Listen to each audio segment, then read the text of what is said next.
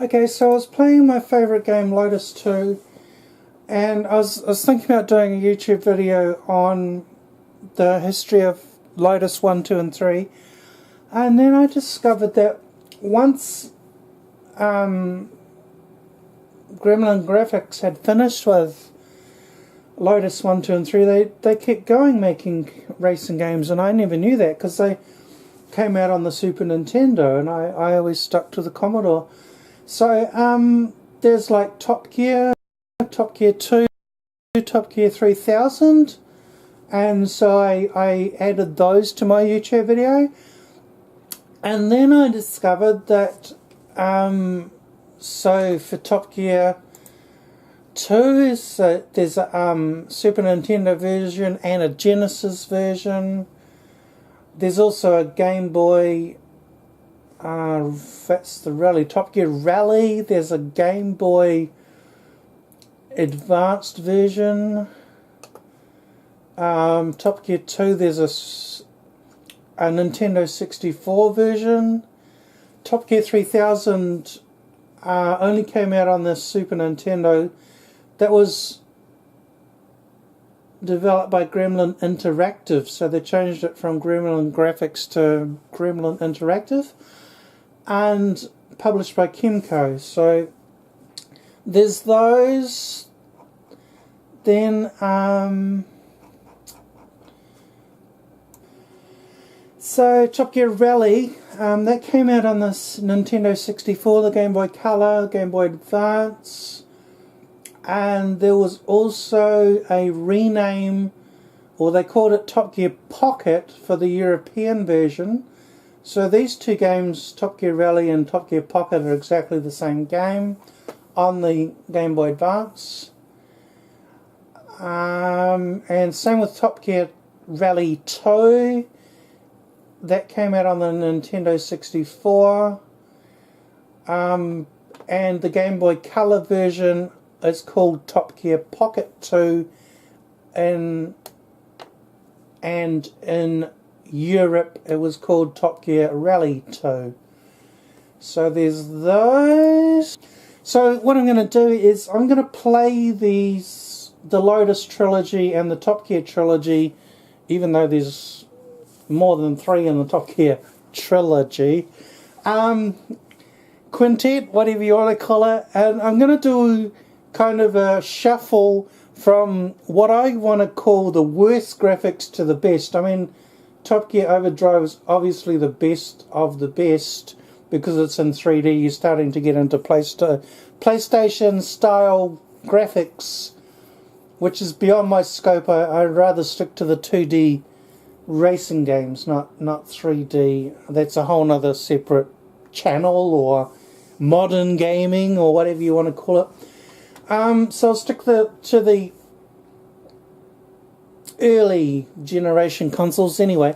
So what I mean by worst graphics to the best is we're going to start way back with Lotus running on an Amstrad and a ZX Spectrum. We're gonna try and play these old crusty games, and I'm gonna do them in order of worst graphics and worst gameplay, worst use of the controller, right up to the best. So let's go with that. Yeah, so yeah, the ZX Spectrum version. I hate Lotus 1 in all its forms because of the stupid split screen. This one you hold up to accelerate, which is so bloody awkward. And here you can see when I go up a hill, actually like go up into the air, and you can't even see the track. And that same issue, let's look at the Amstrad version. It's the same issue. You go up in the air. Cornering is bloody impossible. You go up in the air and you lose the track. You don't know. There's no way of knowing where you're going.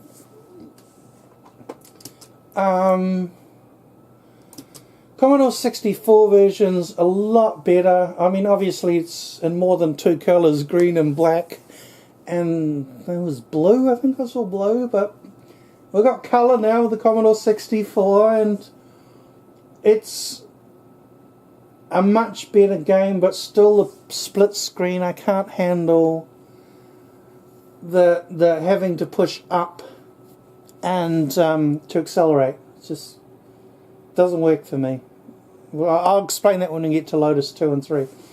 But I'm putting the Top Gear Pocket, the Game Boy Color versions, slightly above that because they're very fiddly to play on the Game Boy. Can't really see where... Oh, you can see the track alright, but it's very hard to stay on the track because you've got the fiddly little buttons. So, yeah, it's really hard to corner. But I do enjoy that. But, yeah, the screen is tiny and it's difficult to navigate. So, Top Gear Pocket 2 is Top Gear Rally 2 on the Game Boy Color. Better graphics, but still the gameplay, I don't like it. The point of making this video, I haven't even explained that yet. The whole point of making this video is the fact there's two issues. Like, I'm deciding, by making this, I'm deciding which games that I'm wanting out of this bunch, which games that I'm wanting to actually play properly right through. Now, the reason I'm doing that is I have a psychological issue that started with Lotus 2 because that's the very first game I ever played, and it's the very first game that I played with my brand new computer, the brand new second-hand computer that I paid my first wages to buy. So yeah, something that I owned. I've got myself a computer. This is back in 1990. Wow, technology, eh? So I developed a psychological issue that is just, it's not just limited to games, but I can't finish a game. Having said that, there is 5 games that I've completed. There's Heretic and its add-on, there's Hexen and its add-on, Quake and Quake 2 and their add-ons, and Skyrim and all the DLCs. So there are 5 games that I've actually completed. I've also got to include Jedi Knight, don't I? So that's 6. Jedi Knight and the add-on Mysteries of the Sith. So apart from those, I have a psychological issue that if I complete a game from this generation, not PC or DOS or Windows or whatever, but from this generation, if I complete a game, then somehow my life will be over. My life will become completely meaningless and pointless. And I'm going to do, my channel's changing to a psychology channel now. So I'm going to be talking more about that than gaming or whatever subjects I was talking about. So I'm going to pick one of these games and I'm going to complete it. And the thing is, it's the fear. Can I explain it that way? The fear of completing a game. And what happens once I've completed a game? Is the world going to end? I mean, it sounds funny, but it's a real mental health issue and anxiety and all that, you know. If I complete the game, is life still worth living? And so that's why I'm tackling this. This is actually quite a dangerous thing that I'm doing, but I've got a lot of support.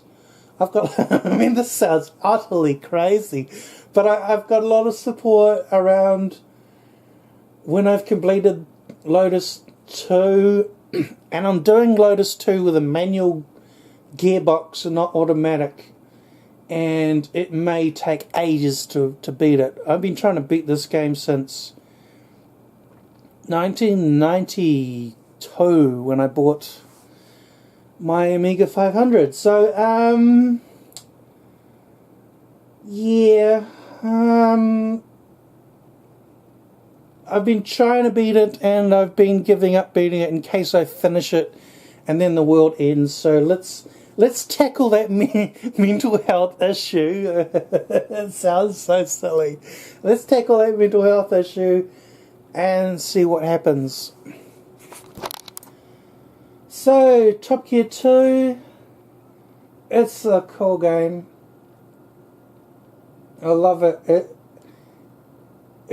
I was complaining about Lamborghini Challenge, about the graphics are better than Lotus 3, but the gameplay is obviously garbage. And then I come across Turbo 2. Top Gear 2. And I'm thinking, well, the graphics are better than Lotus 3 and the gameplay is better. So am I going to blaspheme and say I found a better game? And it's like, maybe I have. But then, I mean, Top Gear 2, yeah, it's cool. But then I discovered Top Gear 3000. And I'm like, it's got turbo. It's got spaceships. You race on different planets or whatever. It's like, okay, that's definitely one of the three games that I'm going to play all the way through to the end as part of my psychological experiment. So we got Lotus 1 on the Amiga. I hate playing it. Split screen thing. It's garbage. I hate it, and you run out of petrol and it's crap. Lotus 2 is obviously the reason I bought my original computer in the first place, and it's a game I've been trying to beat since 1992, and will try and beat it now as much as I can. I know I've had all the cheat codes for 50 years. 50 years. For 30 years or whatever, but you know, I want to beat it all the way through from level 1 right through. If that's possible, I don't know. We'll play it properly for a change. No cheats. Okay. And Lotus 3, obviously, it's a game that I played a lot. I just dicked around with different circuits, creating my own circuits, and I never played the game itself, so let's do that. Let's complete Lotus 3. If we can. So we'll finish off with Top Gear Overdrive by Snowblind Studios. Wow, amazing. I thought Nintendo 64 was the bomb for Ocarina of Time, Majora's Mask, Super Mario 64, but then I've discovered a racing game on the Nintendo 64. So I'm going to be playing this game to death. Absolutely amazing. I've played Need for Speed 1, 2 and 3 on Windows 95 and all that, with the Voodoo and Windows 98, and this just intrigues me. Because I was like, oh, I've got a PC, why do I need a Nintendo for? And now you look back on it, it's like, bloody hell, I missed out on these games because I stuck to, oh, Windows is the only thing you need for gaming kind of mentality. It's just like crazy. What's this one? Top Gear Rally on the N64. This is cool, but I can't stay on the track. This is one of the two games that I'm going to call there's no way of staying on the track games. Like there's this one spot where I leave the track altogether and I get stuck in the water. It's like, what the hell? So, yeah. I don't like that one. There we go, I get stuck in the water. So, with the Game Boy Advance ones, there's Top Gear GT Championship, which I really like, but I'm not going to play it all. I don't like the graphics, it's too blocky. I'm not going to play it through anyway. And Top Gear Rally is the one where it's the other game where you can't even stay on the track. It's like, okay, where's the road? How do you stay on the road? This game sucks. I'm sorry I apologise to those that like to play this game, but it sucks.